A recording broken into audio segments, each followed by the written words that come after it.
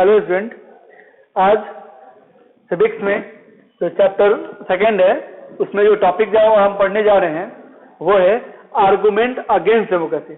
इससे पहले हम लोगों ने जिम्बाब्वे की बातें समझी थी, जो है 1 पर्सन 1 वोट 1 वैल्यू हमने जाना था, समरी ऑफ डेफिनेशन जाना था, और आज के क्लास में हम आर्गुमेंट अगेंस्ट डेमोक्रेसी समझेंगे। यानी हर शासन व्यवस्था परफेक्ट नहीं होती। सबसे पहले आप ये जान लीजिए कि हर शासन व्यवस्था परफेक्ट नहीं होती है, कुछ ना कुछ सभी शासन व्यवस्थाओं में भी खामियां हैं। तो डेमोक्रेसी में भी कुछ खामियां हैं, उस बातों को हम जानने का आज काम करेंगे कि वो क्या खामियां हैं। अगर उन खामियों को अगर पूरा कर लिया जाए तो किस तरीके से हमारा डेमोक्रेसी जो है और बेहतरीन हो जाएगा, और यूं कहें कि पूरे वर्ल्ड में बेस्ट फॉर्म ऑफ गवर्नमेंट हो जाएगा। तो देखते हैं। तो सबसे पहला है leaders keep changing in a democracy, this leads to instability. यानी यहाँ जो लीडर्स जो होता है वो हमेशा बदलते हुए दिखाई देते हैं। बदलने का मतलब जो है हर एक 5 साल के अंतराल पे जब चुनाव होते हैं तो यह जरूरी नहीं कि जितने लोग पिछले बार चुनकर गए हैं वही इस बार भी चुनकर जाएंगे।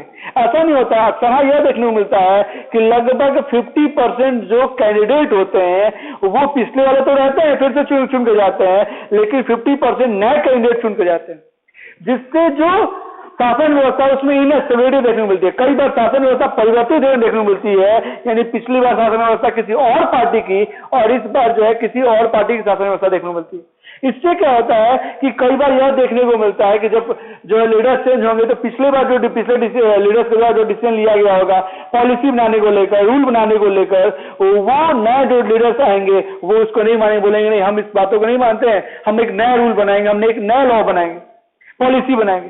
तो इससे जो है इनस्टेबिलिटी देखने को मिलता है डेमोक्रेसी के अंदर।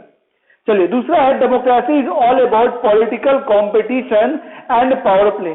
डेमोक्रेसी में जो है यह सभी जो है पावर प्ले है, यानी पॉलिटिकल कंपटीशन यहाँ देखने को मिलता है। यहाँ डिफरेंट पॉलिटिकल पार्टियां जो है वो चुनाव लड़ने का काम करती हैं। जैसा कि आप जानते हैं कि सेंट्रल लेवल की बात करें तो सेंट्रल लेवल पे बीजेपी है, कांग्रेस है, जो होता है आपको लोजपा है, राजद है, जदयू है, सपा है, और भी तमाम पार्टियां हैं।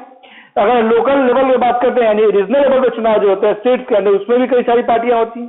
तो यहाँ जो है पॉलिटिकल कंपटीशन देखने को मिलता है, लेकिन हर पार्टी यही चाहती है कि मेरी शासन व्यवस्था आ जाए किसी भी हाल में। उसे जो है शासन में आने की बहुत ज्यादा ही जो होता है एक तरीके इच्छा होती है, इंटरेस्ट होती है। जैसे कि हम बात करते हैं, अभी कोरोना वायरस जो होता है ये खत्म भी नहीं हुआ है, और आप देख रहे हैं कि बिहार में इस साल चुनाव है और तमाम पॉलिटिकल पार्टियां जो है वो जो होता है कोरोना वायरस खत्म नहीं हुआ है, इसके बावजूद भी उसने जो होता है चुनावी बिगुल फूंक दिया है कि हम इस चुनाव में किस तरीके से कहीं ना कहीं अपनी पार्टी की जो महत्व है वो हम लोगों के बीच ले जाए। यानी कुछ कहा जाए कि यह पावर प्ले का पूरा एक तरह से गेम है, पूरा एक तरह से शासन है, पूरा एक तरह से व्यवस्था है। तीसरा है so many people have to be consulted in a democracy that it leads to delays. यानी यहाँ जो डिसीजन जो लिए जाते हैं डेमोक्रेसी में वह अक्सर यह देखने को मिलता है कि उसमें डिलेज हो जाते हैं, उसमें जो है समय लगता है। जैसे हम बात करते हैं एक कानून बनाने को लेकर, तो एक कानून अगर मान लीजिए कि स्टेट के अंदर बनाना हो या सेंट्रल गवर्नमेंट के अंदर बनाना हो, तो स्टेट के अंदर जो भी असेंबली यानी जो लेजिस्लेटिव असेंबली और लेजिस्लेटिव काउंसिल है, उन दोनों में ही 50% से अधिक जो है मेजोरिटी के साथ वो बिल पास होना चाहिए। अगर दोनों में पास हो गया तब वो राज्यपाल स्टेट में और सेंट्रल में है जो है दोनों ही लोकसभा और राज्यसभा दोनों में ही पास हो गया तब वो राष्ट्रपति के पास जाता है। तो फाइनल राष्ट्रपति या राज्यपाल के पास अगर वो वहां से साइन हो जाता है तब जाके कोई कानून बनने का काम होता है। यानी यहाँ जो डिसीजंस जो लिए जाते हैं लॉज बनाने को लेकर, पॉलिसी बनाने को लेकर, वो कहीं ना कहीं डिले देखने को मिलते हैं, क्योंकि ये जो डिसीजन होते हैं वो सभी से पूछ कर लिए जाते हैं, सभी की सहमति के आधार पर लिए जाते हैं। चलिए, अगला है elected leaders do not know the best interest of the people, it leads to bad decision. जो चुन कर जाते हैं नेता, यह जरूरी नहीं कि वो सभी अच्छे डिसीजन लो, उन जो होता है वो नहीं जानते कि लोगों का इंटरेस्ट क्या है। अगर हम बात करते हैं बिहार में, तो हमारे यहाँ बिहार में जो इलेक्टेड लीडर्स चुन कर गए हैं जो है 2019 में लोकसभा के इलेक्शंस में, उनको यह नहीं मालूम है कि बिहार में इंटरेस्ट क्या है। बिहार में जो है इंडस्ट्रियों की डिमांड है, बिहार में रोजगार की डिमांड है, बिहार में शिक्षा और स्वास्थ्य व्यवस्थाओं की जरूरत है जो अच्छे करने की व्यवस्था है। यहाँ अच्छी सड़कें होने की जरूरत है। यानी यहाँ जो बेस्ट इंटरेस्ट है लोगों की वो नहीं जान पाते हैं और कई बार गलत डिसीजन ले पाते हैं। यानी करना कुछ और है और कर दिए कुछ और। तो यह बातें जो है आप समझ रहे हैं कि यहाँ जो चुने हुए नेता है उनको जो है यह मालूम नहीं होता है कि लोगों का इंटरेस्ट क्या है। अगला, democracy leads to corruption for it is based on electoral competition. Democracy में जो होता है कई सारे देशों में करप्शन देखने को मिलते हैं। यानी यहाँ जो पॉलिटिकल कंपटीशन होते हैं, चुनाव लड़ने के लिए पॉलिटिकल पार्टियां अलग अलग जो चुनाव लड़ने का काम करती हैं और वो शासन में आने के लिए कई करप्शन करने को तैयार होती हैं।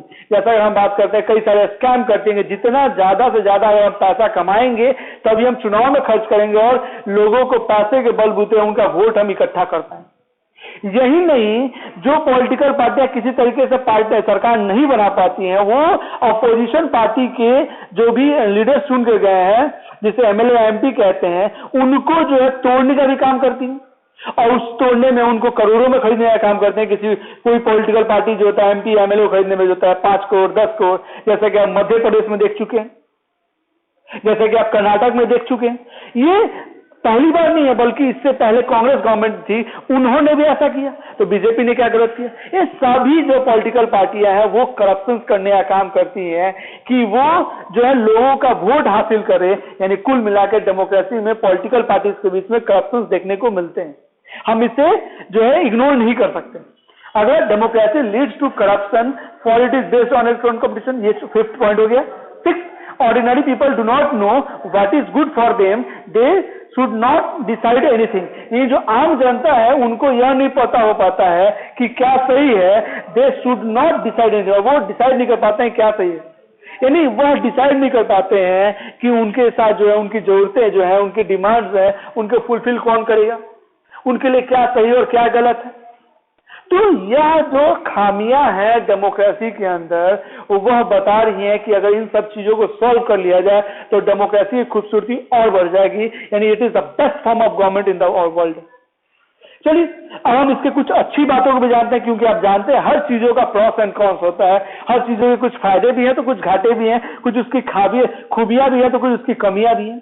चलिए इसके खूबियों की बात करते हैं। आर्गुमेंट फॉर डेमोक्रेसी, तो यह देखते हैं it is a more accountable form of government. यह सबसे ज्यादा जिम्मेवार शासन व्यवस्था है।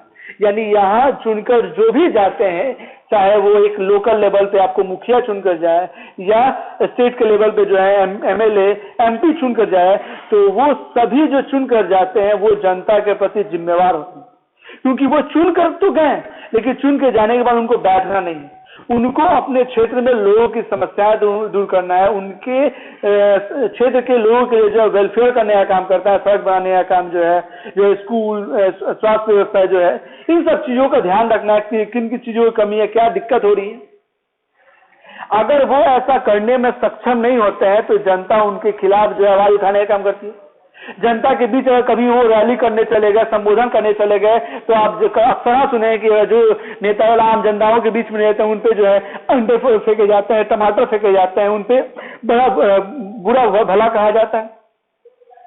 यही नहीं, अगर जनता के बीच में जो है आप नहीं रहे, जनता की बातें आप नहीं सुन रहे हैं, जनता के लिए जिम्मेवार नहीं है, तो अगली बार जब नेक्स्ट चुनाव होगा तो वो उसमें जनता आपको जो है वो हरा देगी और दूसरे कैंडिडेट को चुनकर भेजेगी।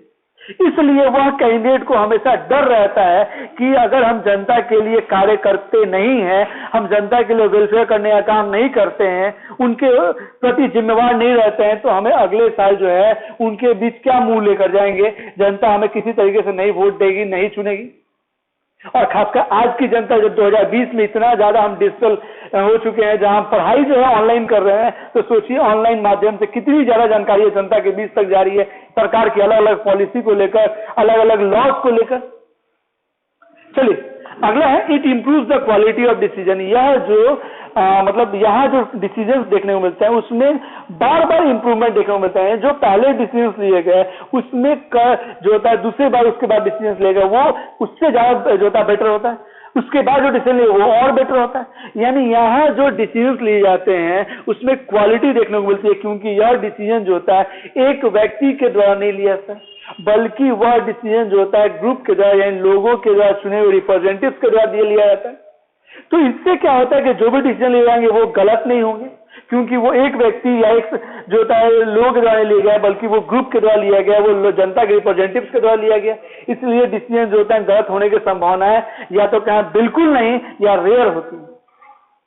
तो यहाँ जो है डिसीजन जो होता है काफी अच्छी देखने को मिलती है, चाहे वो नए कानून बनाने को लेकर हो, पुराने कानून में बदलाव करने को लेकर हो, या आपको जो है नए पॉलिसी बनाने को लेकर हो। जैसे मैं एक चर्चा करता हूँ जीएसटी, यानी इससे पहले जो है टैक्स की प्रणाली थी जिसमें आपको बहुत सारे टैक्स जो होता है, आपको टैक्स है, कॉर्पोरेट टैक्स है, सेल टैक्स है, सर्विस टैक्स है, इन सारे टैक्सों को मर्ज करके GST goods and service tax बनाया गया। तो वो कहीं ना कहीं बेटर है, जिससे जो कंपनीज हैं, जो व्यापारी हैं, उनको कई बार समस्याएं झेलनी पड़ती थी टैक्सों को लेकर, किसको क्या टैक्स देना है, कैसे क्या है। अब उनको एक ही जगह टैक्स देना है, उसमें जो है सेंट्रल गवर्नमेंट और स्टेट गवर्नमेंट वो अपना डिसाइड कर लेते हैं, जिसको एसजीएसटी और सीजीएसटी के नाम से जानते हैं। चलिए अगला है, it provides a method to deal with differences and conflict. यानी डेमोक्रेसी वैसी शासन व्यवस्था है जहां कितने भी जो है डिफरेंसेस हो या कॉन्फ्लिक्ट्स हो। डिफरेंसेस का मतलब जो है वह डिफरेंसेस जो है जेंडर के बेस पे हो, वो डिसीजन जो है आपको रिलीजन के हो, कास्ट के हो, कम्युनिटी को हो, लैंग्वेज को लेकर हो, उनके बीच में कन्फ्लिक्शंस भी हैं, तो उनको यह एकोमोडेट करने का काम करता है, उनको बैलेंसिंग करने का काम करता है। यानी कुल मिलाकर हम यह कहें कि यहाँ रहने वाले सभी लोग, चाहे किसी भी जाति, धर्म, भाषा, मजहब से संबंधित हैं, उनको यह प्लेटफॉर्म देता है कि वह सभी लोग एक बराबर हैं और उनकी बातें, हर किसी की बातें जो है, जो भी नेता चुन कर जाएंगे वो सुनेंगे, या जो भी शासन व्यवस्था है उनकी बातें सुनी जाएंगी, उनके हक के लिए डिसीजन बनाए जाएंगे, कानून बनाए जाएंगे। यही नहीं, वैसे लोग जो है चुनकर जो है आपको लोकसभा में, राज्यसभा में, स्टेट के जो है लेजिस्लेचर्स में जो है राष्ट्रपति और प्रधानमंत्री तक बन सकते हैं। हर किसी को एक बार वोट डालने का अधिकार है, हर किसी को चुनाव में खड़ा होने का अधिकार है। चलिए, यानी ये कॉन्फ्लिक्शंस को कम करने का काम करता है। यहाँ पावर्स को जो इक्वली डिवाइड कर दिया जाता है हर एक में, जिससे जो है कॉन्फ्लिक्शंस जो है वो या तो बहुत कम देखने को मिलता है या कहें तो बिल्कुल नहीं। अगला है, it enhances the dignity of citizen. यानी यह लोगों की जो डिग्निटी है,